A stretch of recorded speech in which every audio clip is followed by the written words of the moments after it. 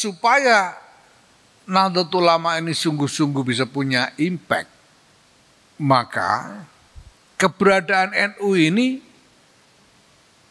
harus koheren supaya nanti ketahuan betul bahwa ini impactnya NU, ini bukan NU. Karena kalau tidak begitu, nanti ada sekian banyak elemen semuanya ngaku NU, membuat impact masing-masing. Ini mana yang betul-betul impact NU, mana yang sebetulnya akal-akalannya orang mengatasnamakan NU.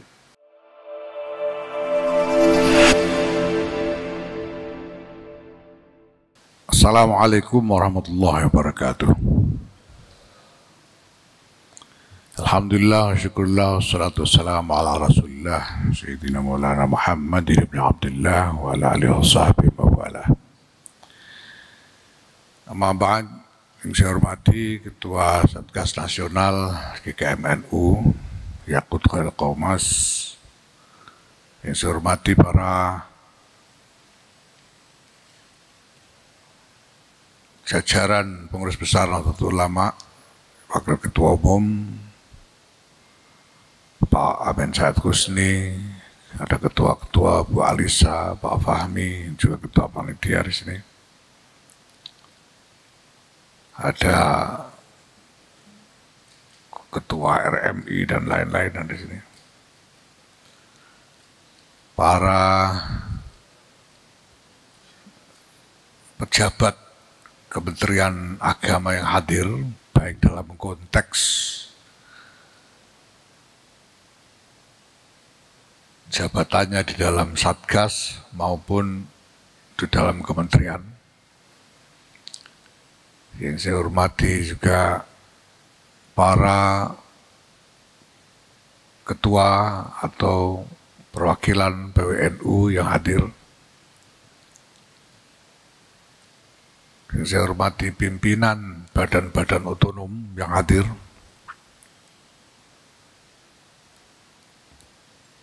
Dan seluruh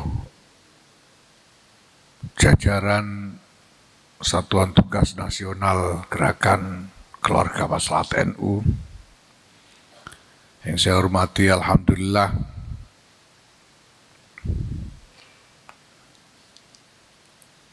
jadi kalau sekarang saya pidato sesudah tadi Yakut sudah pidato, itu menunjukkan bahwa GKMNU ini bukan masalah pribadi, ini soal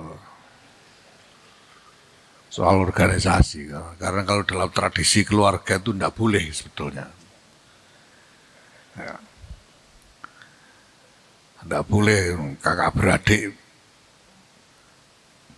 pidato giliran begini, ini sebetulnya ini melanggar tradisi keluarga. Tapi karena bukan masalah pribadi, ya apa boleh buat. Nah, itu sama lah. Ada tunggal buyut, kelihatannya bentrokan gitu. Itu kan sebetulnya kalau secara tradisional kan nggak pantas. Tapi karena bukan masalah pribadi, ya apa boleh buat gitu. Nah, Bapak Ibu Saudara sekalian yang saya hormati, GKMNU ini sebetulnya agenda strategis yang multifaset. Ya. Mungkin saya belum pernah menyampaikan secara komprehensif semua wawasan menyangkut GKMNU ini. Tapi saya kira yang sudah sering saya ulang-ulang adalah nature dari GKMNU ini sebagai strategi multifaset yang diinisiasi oleh pengurus besar Nahdlatul Ulama.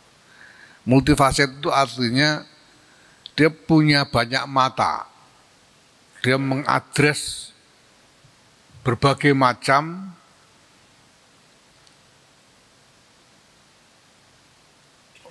masalah organisasi.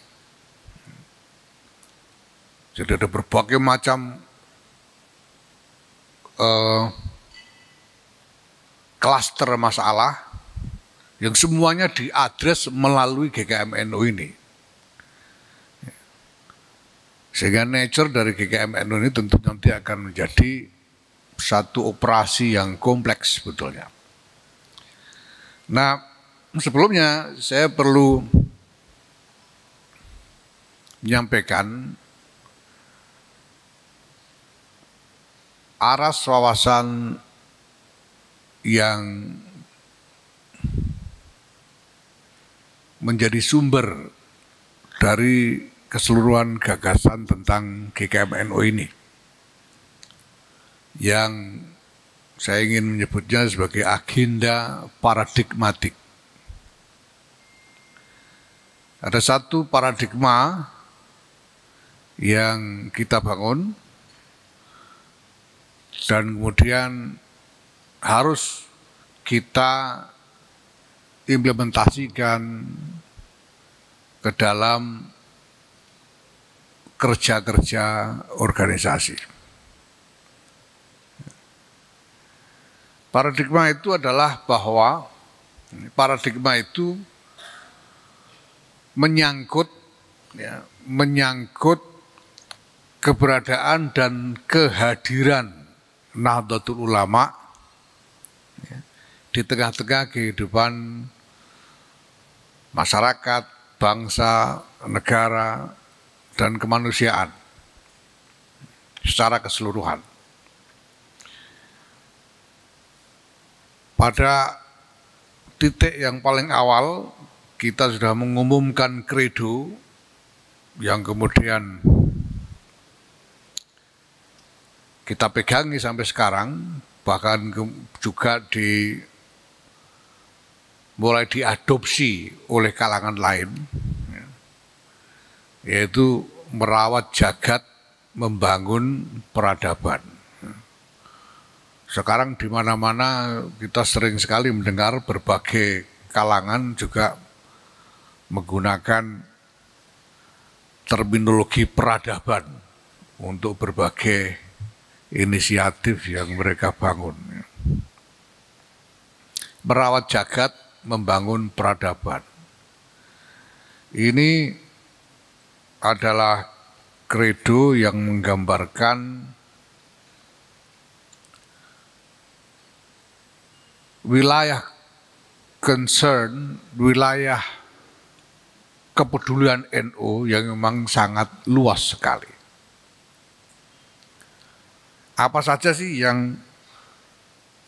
yang dipikirkan oleh NU, apa saja yang hendak ditangani oleh NU, apa saja yang hendak diadres, disentuh oleh NU, itu semua tergambar dalam kredo merawat jagat, membangun peradaban itu. Nah, karena kita punya paradigma makna kehadiran untuk merawat jagat, membangun peradaban, ya, maka kita butuh membangun suatu ekosistem Nahdlatul Ulama yang koheren. Nahdlatul Ulama itu hanya bisa punya arti kalau kehadirannya dirasakan. Dirasakan itu artinya memberi impact, menciptakan asar di dalam merawat jagat, membangun peradaban. Dan impact itu harus impact yang well defined, impact yang memang sungguh-sungguh didefinisikan dengan baik, bukan asal impact. Bukan sekedar asal dampak. Kalau asal dampak, narkoba itu juga ada dampaknya. Judol itu ada dampaknya. Maka dampak dari kehadiran Nahdlatul Ulama ini harus didefinisikan sedemikian rupa, ya, sesuai dengan nilai-nilai dasar yang menjadi landasan keberadaannya. Nah, supaya Nahdlatul Ulama ini sungguh-sungguh bisa punya impact, maka keberadaan NU ini harus koheren supaya nanti ketahuan betul bahwa ini impactnya NU, ini bukan NU.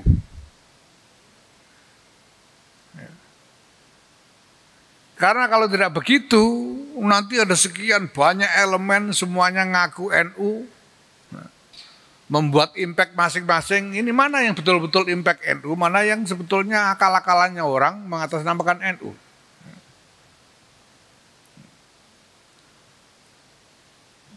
Ya, apalagi kalau urusan calon-mencalon itu, ngaku-ngaku calon NU ternyata kalahkan, malu kita. Padahal itu gara-gara tidak koheren gitu loh. Ya. Nah, maka kita butuh membangun ini. Membangun ekosistem Nahdlatul Ulama yang koheren. Nah, ekosistem ini terminologi yang juga tidak sederhana. Karena apa? Ekosistem ini menyangkut dua hal, yaitu ekosistem internal dan ekosistem eksternal. Ya. Ekosistem internal jelas elemen-elemen yang ada di dalam NU ini, baik elemen struktural, organisasional, ataupun elemen kultural, kejamaahan. Saya minta Bu Nyai Bulkonah ini, Bu Alisa, ya, mencatat apa yang saya sampaikan ini untuk nanti dijadikan dokumen. Karena sebetulnya saya ini kan, saya DO itu bukan karena goblok sebetulnya ya. Saya itu karena isi kepala saya memang susah di-download, sehingga tidak bisa diketik gitu aja. Kalau isinya sih ada di sini. Kalau orang-orang biasanya ngomong itu pakai slide gitu. Saya kalau pakai slide malah lupa. Jadi ini langsung slide-nya di sini. Nanti saya minta dibuatkan berkonahnya. Jadi ekosistem NU itu ada ekosistem internal dan ekosistem eksternal. Ekosistem ada ada elemen internal, ada elemen eksternal di dalam ekosistem Nahdlatul Ulama itu. Karena yang namanya ekosistem ini kan keseluruhan ruang hidup. Nahdlatul Ulama hidup di dalam ruangan dengan berbagai macam isinya itu namanya ekosistem. Ya, semua bentuk sistem. Maka ada elemen internal, elemen eksternal. Elemen internal itu ada struktural, ada kultural. Yang struktural ya ini struktur NU dari PBNU sampai ke pengurus ranting. Struktur banom-banom. Ya. Ini struktural semua nih. Banom-banom yang ada. Ini elemen struktural yang internal.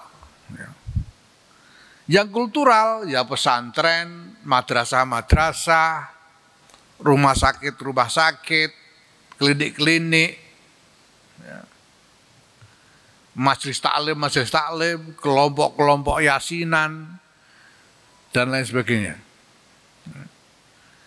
Ini elemen kultural dari elemen-elemen internal.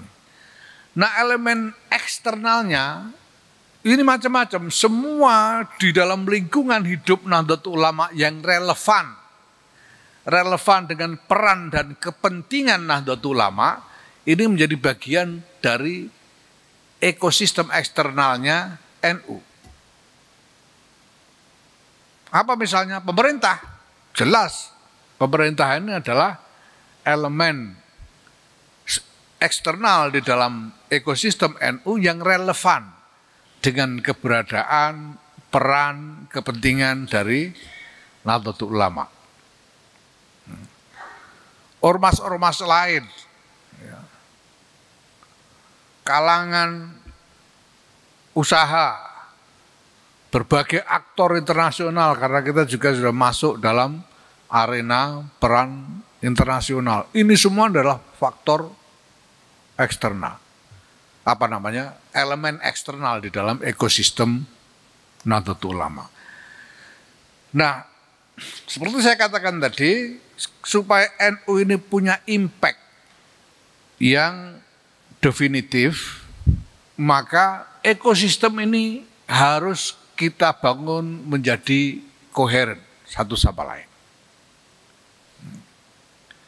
Koheren itu artinya mutamasik. Bahasa Arabnya itu. Bahasa Jawanya malah nggak tahu saya. Koheren itu bahasa Jawanya apa. Koheren itu artinya satu sama lain nyambung secara relevan. Tidak tentang perenang, tidak jalan sendiri-sendiri tanpa ada hubungan logis dengan elemen lainnya, tapi semua harus dalam kerangka yang tersambung satu sama lain secara relevan. Apa yang terjadi di dinamika yang terjadi di dalam kepengurusan NU harus nyambung dengan dinamika yang ada di dalam banom-banom. Harus nyambung dengan secara relevan dengan dinamika yang ada di dunia pesantren, di madrasah-madrasah NU, perguruan tinggi NU, di berbagai macam layanan masyarakat yang disediakan oleh NU, di kegiatan-kegiatan yang dilakukan oleh jamaah NU, semua harus nyambung. Begitu juga hubungan NU dengan pihak-pihak eksternal ini harus relevan, tidak boleh asal. Dengan Basnas misalnya, ini jelas adalah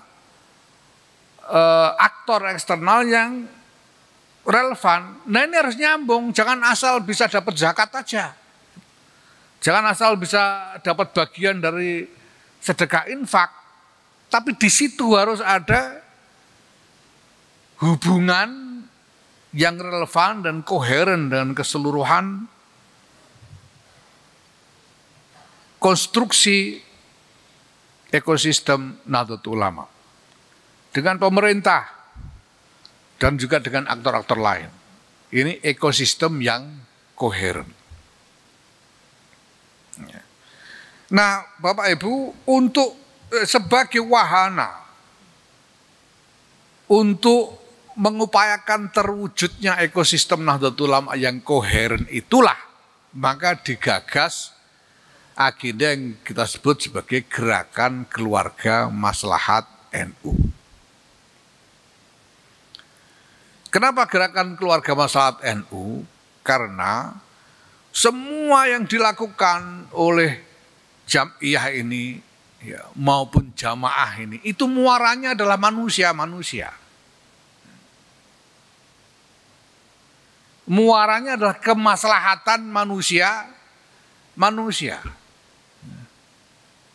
Kita kan tidak memikirkan maslahatnya coro seperti apa, kan enggak. Kita tidak memikirkan misalnya maslahatnya anjing-anjing misalnya, enggak. Yang menjadi concern kita adalah kemaslahatan manusia-manusia. Dan kemaslahatan itu apa ya? Fid dunya hasanah wa fil akhirati hasanah, itu kemaslahatan.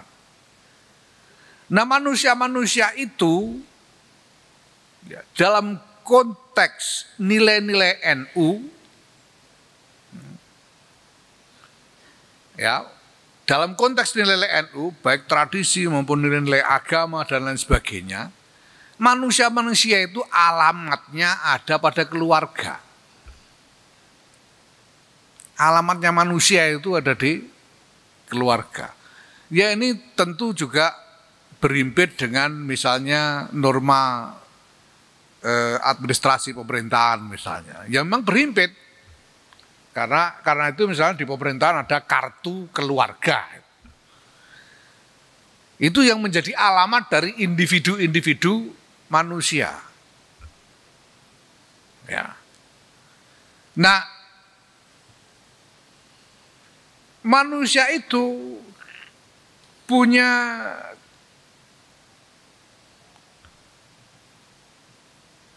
makna relevan yang kompleks sesuai dengan hajat dan kapasitas hidupnya. Jadi manusia itu relevan dengan urusan ekonomi, manusia relevan dengan urusan kejiwaan, relevan dengan urusan hawa nafsu, relevan dengan urusan pertanian, relevan dengan urusan pendidikan, urusan kesehatan, semuanya relevan dengan manusia. Dan semua itu adalah kompleksitas dari keberadaan manusia itu yang diadres oleh nilai-nilai dasar dari Nahdlatul Ulama, nilai-nilai yang membangun keberadaan Nahdlatul Ulama itu, yaitu terutama adalah nilai-nilai agama.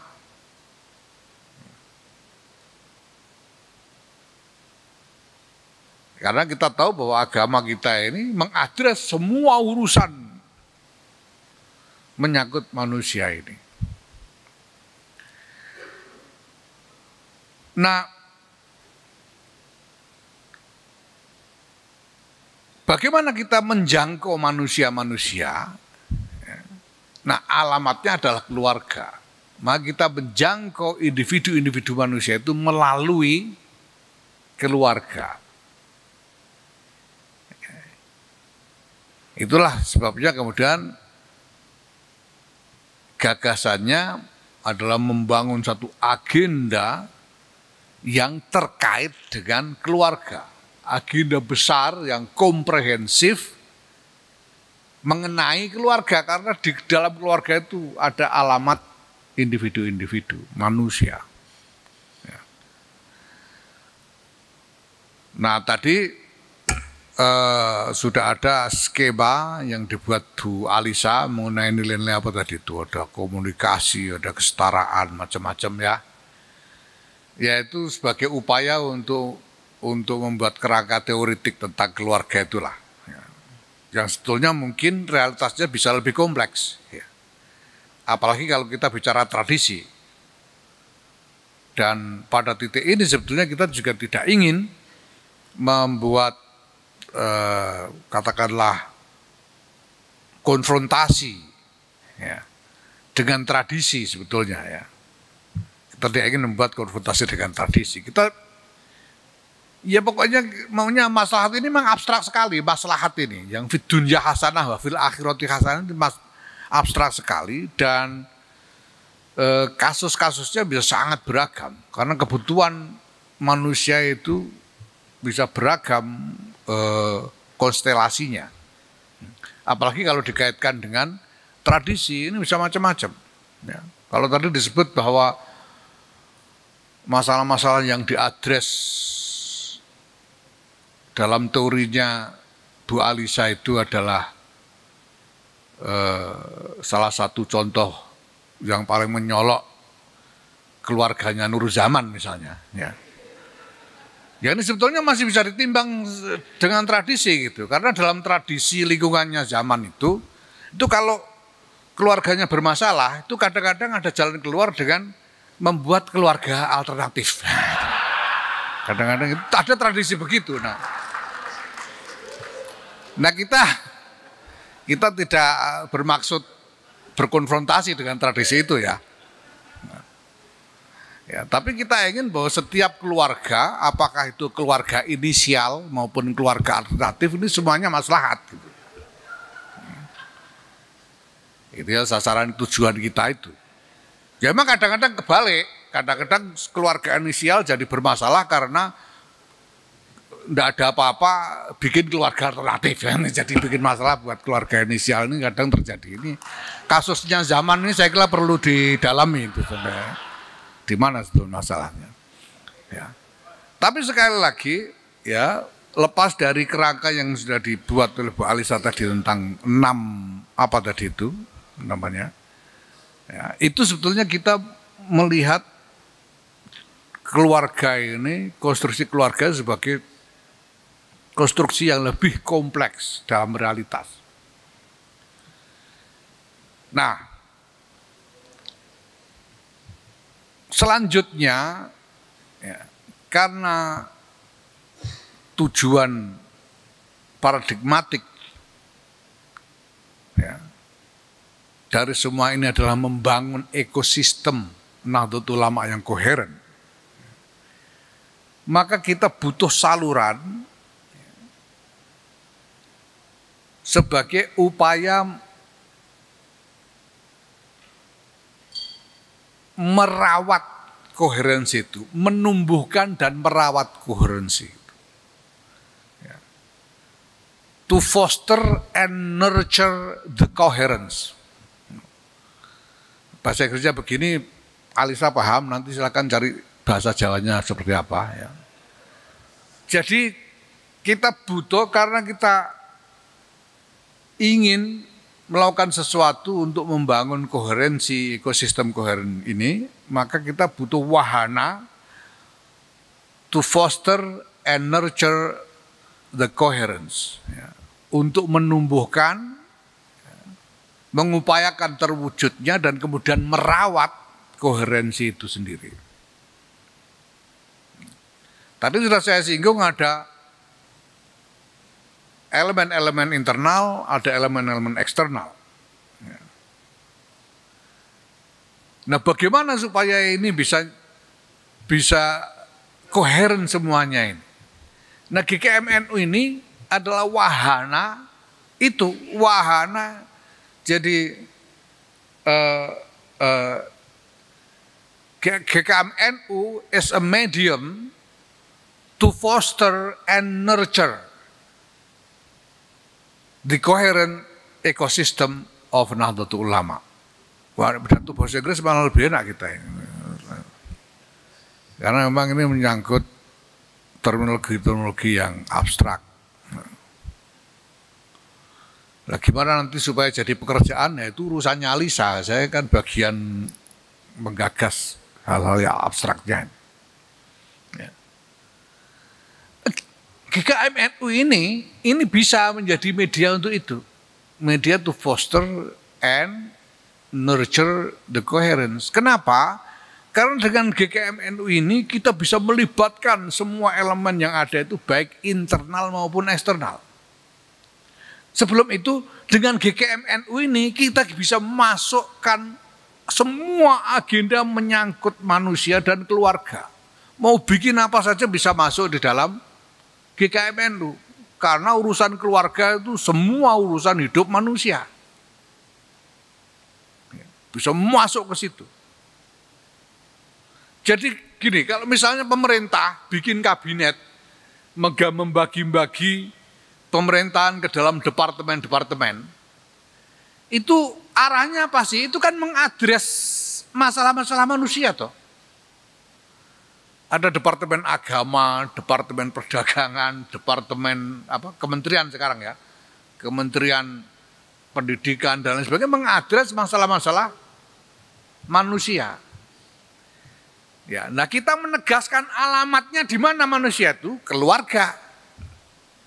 Maka semua urusan yang merupakan upaya untuk mengadres masalah-masalah manusia diwadahi dalam keluarga. Ini yang pertama. Nah, kedua yang harus kita upayakan adalah bahwa semua elemen-elemen ini tersambungkan di dalam medium gerakan keluarga Maslahat NU. Itu sebabnya kita desain elemen-elemen dari Satgas GKMNU ini adalah dari elemen-elemen struktural NU tadi. Ada NU, ada Banom-Banom, dan juga elemen eksternalnya yang dari pemerintah. Ya. Jadi kalau tadi soal ekosistem yang koheren itu merupakan agenda paradigmatik, maka GKMNU ini sebetulnya adalah agenda strategik, agenda strategis dari NU. Karena merupakan strategi to foster and nurture the coherence.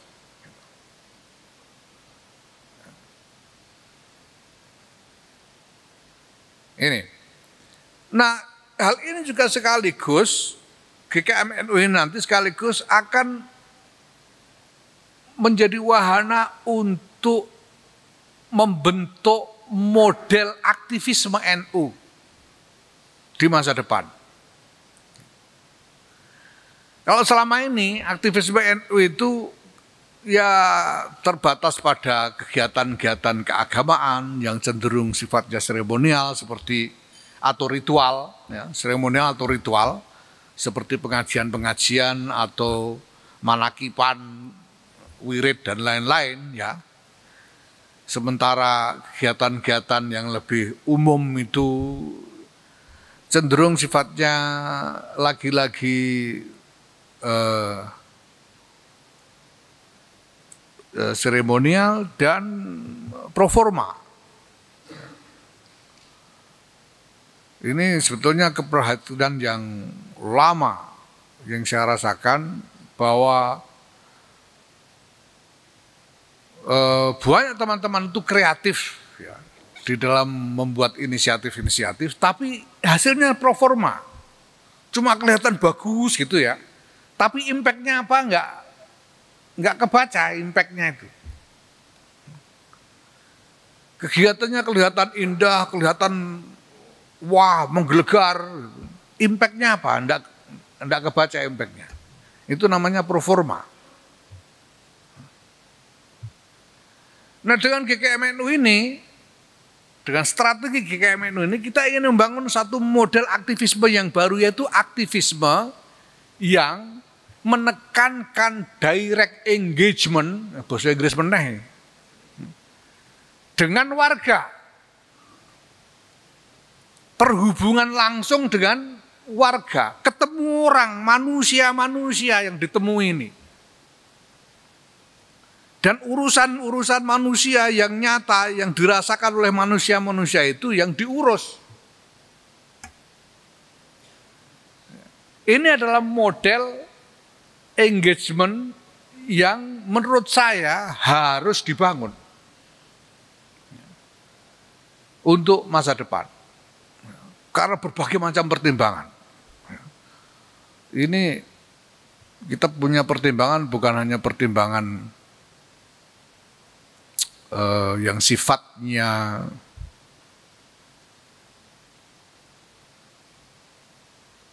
sekedar pertimbangan ekonomis atau pertimbangan politis. Ya. Kita berpikir tentang ini sampai kepada pertimbangan-pertimbangan filosofisnya. Kita ini misalnya dewasa ini kita menghadapi tantangan besar dari gelombang dehumanisasi di berbagai aras kehidupan manusia.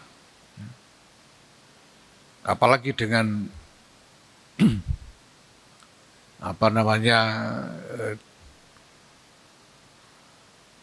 dunia digital nih, dunia maya ini. Bahkan kita melihat kecenderungan dehumanisasi dalam cara berpikir para pembuat kebijakan. Nah, maka kita butuh satu model aktivisnya yang bisa memupuk humanisme ini. Bisa memupuk terus naluri humanisme kita.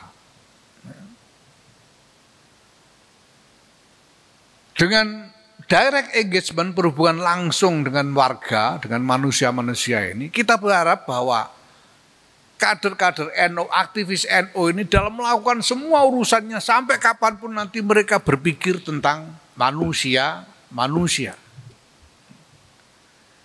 Mereka berpikir tentang darah daging yang nyata. Dengan lingkungan orang-orang kesayangan dan lain sebagainya. Supaya tetap humane. Tetap manusiawi. Sehingga kalau pada saatnya nanti misalnya ada nasib menjadi bagian dari lingkaran pembuat keputusan, dia berpikir membuat kebijakan itu berpikir secara manusiawi. Tidak cuma berpikir statistik kayak Hasan. Yang ngertinya angka tok. Ya angka itu ya penting sebagai summary dari keseluruhan masalah, tapi tetap nalurinya harus naluri manusiawi.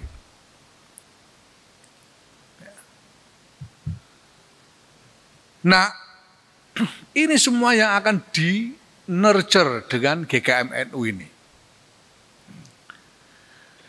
Dengan mengatakan begini, ini berarti bahwa ini bukan sesuatu yang kita bisa wujudkan begitu Satgas dibentuk, kan nggak begitu. Ya. Satgas ini instrumen untuk menggulirkan kegiatan GKM NU ini. Nah, keseluruhan sistem kegiatan GKM ini nanti yang akan membina mendorong terwujudnya koherensi dan kemudian merawat koherensi itu sendiri. Nah, makanya ini juga nanti akan terkait dengan pemerintah. Nah, saya kira perlu saya singgung lebih jauh. Jadi ketika kita berpikiran bagaimana NU ini engage dengan pemerintah, ya, di situ ada soal positioning NU. NU ini sudah menjadi representasi dari konstituen yang luas sekali.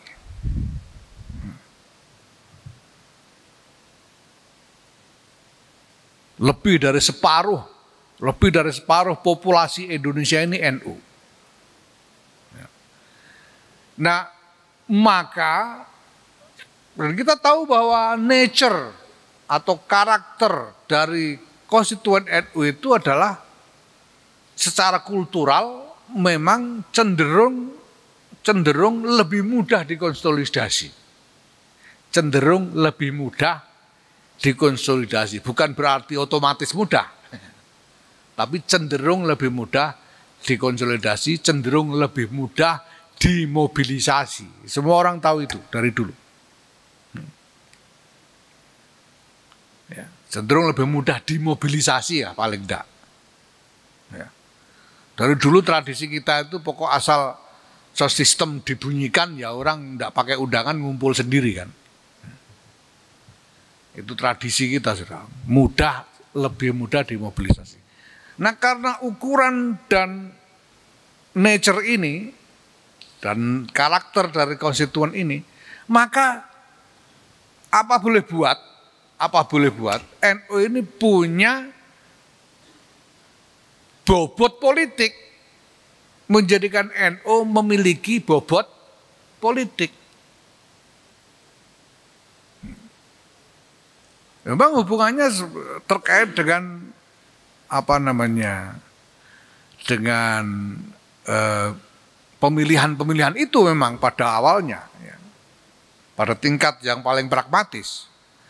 Tetapi lebih dari itu ya, di dalam segala suasana politik yang ada di dalam masyarakat, jelas NU kemudian memiliki bobot tersendiri karena skala konstituen dan nature-nya.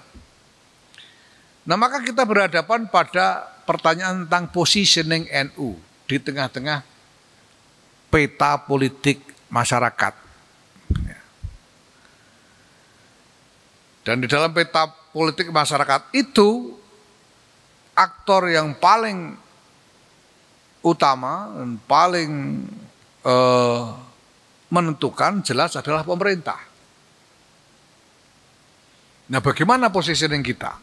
Dulu kita sudah mencoba macam-macam ketika menjadi parpol, kemudian menjadi oposisi, kemudian kembali ke hitoh tapi tetap oposisi, kemudian nyoba ikut-ikutan nyalon dan lain sebagainya. Itu semua sudah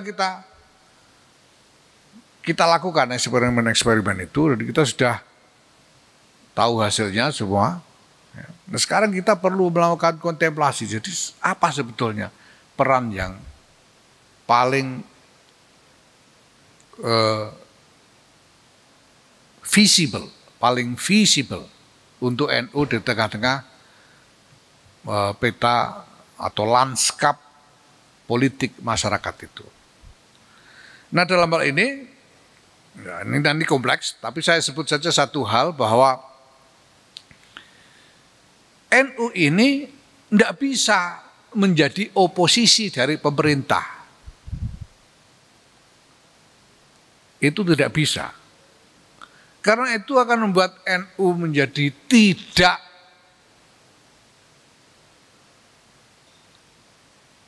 adil. NU tidak adil kepada aktor-aktor politik yang lain. Karena yang namanya oposisi itu kan melakukan konsolidasi kekuatan untuk melawan. Itu namanya oposisi. Iya toh? Makanya kemarin ketika ada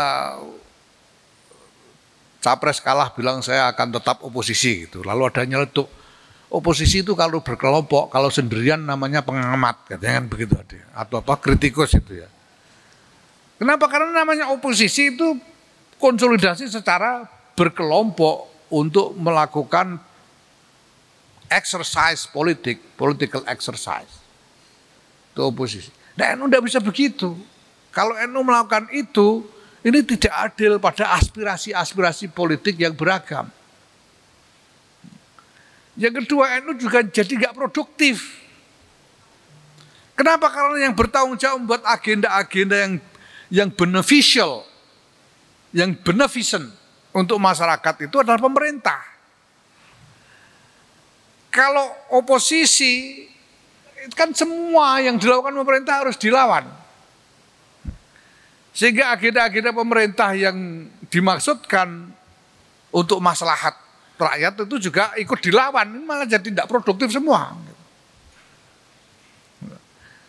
Ya, maka singkatnya, ya NU tetap harus dalam hubungan kooperatif dengan pemerintah. Itu posisinya. Siapapun pemerintahnya. Nah, dalam soal pemilu-pemilu, ya pemilihan-pemilihan itu ya main-main lah. Tapi kalau sudah jadi pemerintah, kooperatif sudah. Lah di mana fungsi NU di situ, peran NU itu? Peran NU itu nanti adalah membantu memastikan delivery, penghantaran agenda-agenda pemerintah supaya sungguh-sungguh sampai kepada basis masyarakat. Di situ positioningnya NU. Nah, maka ke depan kita memang membutuhkan untuk membina, ya, untuk foster and nurture lagi-lagi hubungan dengan elemen-elemen pemerintah. Kita nanti ya dengan semua kementerian yang relevan, kita harus punya hubungan kooperatif ini. Nah, memang kemarin ini sebagai awalan sengaja kita pilih Kementerian Agama. Nah, ini ada campuran soal pribadi juga memang gitu. Karena paling gampang disuruh lah, kira-kira begitu. Ya. Jadi bisa lebih mudah dikoordinasikan sebagai awalan supaya lebih cepat. Gitu ya. Tapi bukan berarti cuma Kemenak. Kita hanya engage dengan Kemenak saja, kita harus dengan semua. Karena ini urusan keluarga semua, ini kementerian-kementerian ini semuanya urusan muaranya alamatnya ke keluarga. Ya, nah, termasuk nanti ini urusan internasional tuh alamatnya keluarga loh. Jangan salah, kita bikin R20 segala itu nanti turunnya sampai ke keluarga. Kita bikin AIDC, kita bikin ISORA, semuanya turunnya ke keluarga. Karena alamat akhir dari semua agenda-agenda itu adalah keluarga. Nah, ini agenda strategisnya. Nah, sesudah itu kita harus berpikir tentang metode. Bagaimana metode eksekusinya. Kemarin kita sudah bicara tentang misalnya komposisi dari Satgas itu. Ada yang dari PBNU, dari Ansor, dari lembaga ini dan lain sebagainya. Ya, itu metode. Tapi ada hal yang lain yang harus kita lakukan nanti ya. Kemarin memang karena kita lakukan apa yang mungkin lebih dulu. Idealnya kan semuanya dimulai secara tertib, terencana, dan sistematis sejak awal. Tapi kita tidak punya kemewahan untuk melakukan itu. Ya. Macam-macam keterbatasan, peluang yang ada dan lain sebagainya, sehingga hal-hal yang bisa kita dahulukan, kita dulukan. Walaupun ada misalnya komponen yang niscaya yang belum kita lakukan. Kemarin ini kita bikin GKMNU, walaupun belum ada ini konsep yang sistematis tentang skema strategi nasionalnya belum ada. Asalnya bikin aja kan kita. Pokoknya bikin, cari di Kemenak ada program apa itu, kita yang jalankan. Cari di Kementerian Kesehatan ada apa, kita jalankan. Jalan dulu. Ini inisiasi aja kita. Ya. Padahal semestinya ya, dalam perspektif teori, harusnya kan ada konsep strateginya dulu. Kita belum punya. Ya terus terang aja emang ada sejumlah hal yang keteter-teter kemarin itu. Apa boleh buat? Gitu. Termasuk misalnya lembaga-lembaga ini kan banyak yang nganggur nih sampai sekarang ini. Banyak yang nganggur. Karena belum ada konsep tentang kerangka strategi nasionalnya. Sementara mau buka lapak nggak bisa gitu. Kemarin saya juga ngomong sama Pak Amin saat ini, saya ini ngelus dada Pak Amin, kita ini sudah mateni pangane orang banyak ini saya bilang. Karena kemarin teman-teman seluruh kreatif bikin lapak ini itu, jalan sendiri-sendiri, bisa hidup sendiri. Sekarang mereka tidak bisa. Tentunya kasihan, kita harus tanggung jawab ini saya. Nah, sekarang gimana? Mau bikin judul aja susah. Sudah keduluan judul kita dulu gitu. Ya, saya sudah bikin judul merawat jagat bangun peradaban. RMI mau bikin judul apa? Susah dia. Saya sudah bikin judul rekontekstualisasi, dia mau bikin judul moderasi nggak laku. Sehingga repot semua ini, lapak-lapak ini. Nah, makanya lalu jadi kayak tertidur semua ini lembaga. Karena nggak tahu apa yang dikerjakan. Sementara belum ada konsep tentang strategi nasionalnya. Makanya kemarin itu ada yang ngeluh, wah ini gimana nih ketua lembaga ini harus diganti, tidak aktif dia ini. Ya saya bilang, udah biar aja nanti kalau aktif malah aku yang repot saya bilang. Biar tidur dulu saya bilang. Kenapa? Karena kerangka konseptualnya belum ada. Nah kalau dibiarkan jalan, kemudian bikin konstruksi sendiri-sendiri, nanti kalau jadi semua, yang pening kan saya. Gimana cara merapikan lagi dalam satu sistematika yang utuh? Sekarang aja pening mikir Ansor sama Fatayat sama Muslimat ini. Udah kadung jadi konstruksi masing-masing begitu. Nanti yang lain-lain gimana? Sudah biar tidur dulu saya bilang. Nah alhamdulillah sekarang kita udah punya. Yang dihasilkan oleh Lakerdam itu.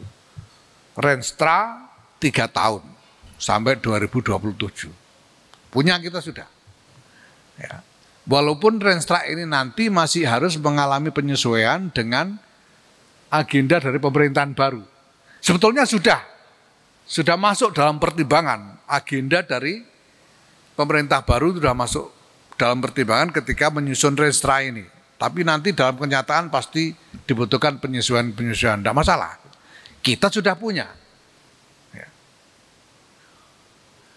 Sekurang apapun Renstranya, yang penting udah punya gitu loh. Gitu loh.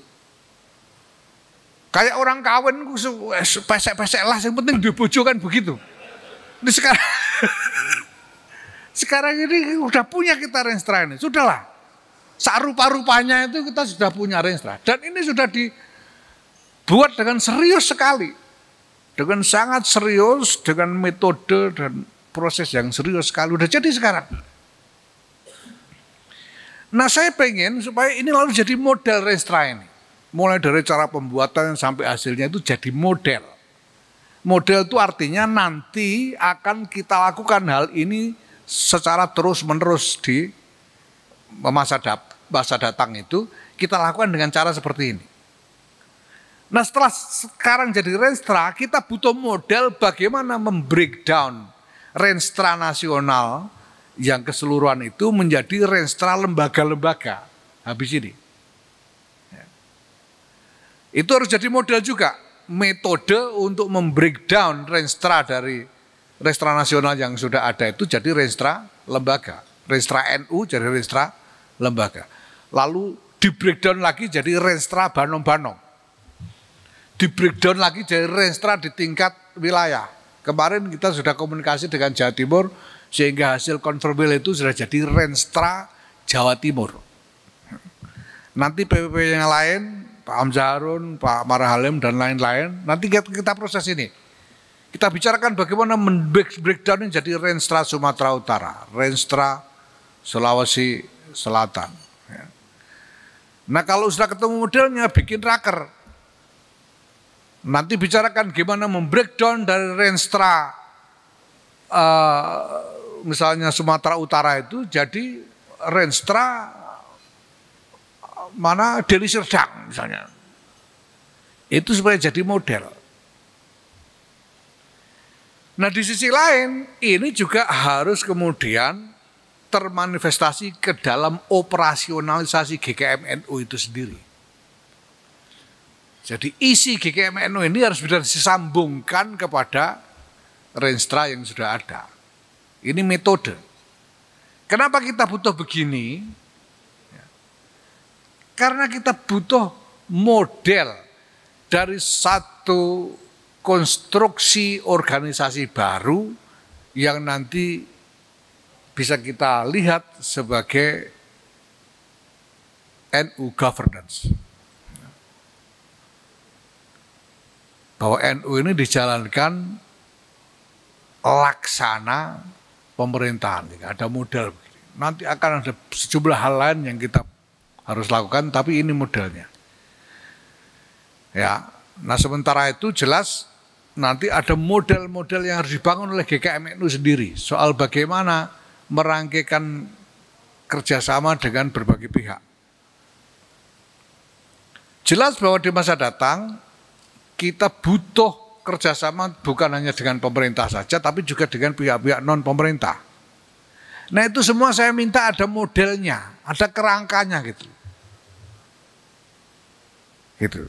Sehingga kalau nanti GKM-NU itu ganti orang, itu kerjaannya nggak ganti.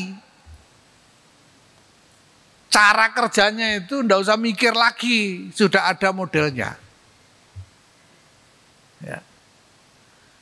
Nah ini yang kemudian bisa kita harapkan ke depan ini memberikan jalur-jalur untuk pengembangan NU ya dalam kerangka mengupayakan ekosistem Nahdlatul Ulama yang koheren itu tadi.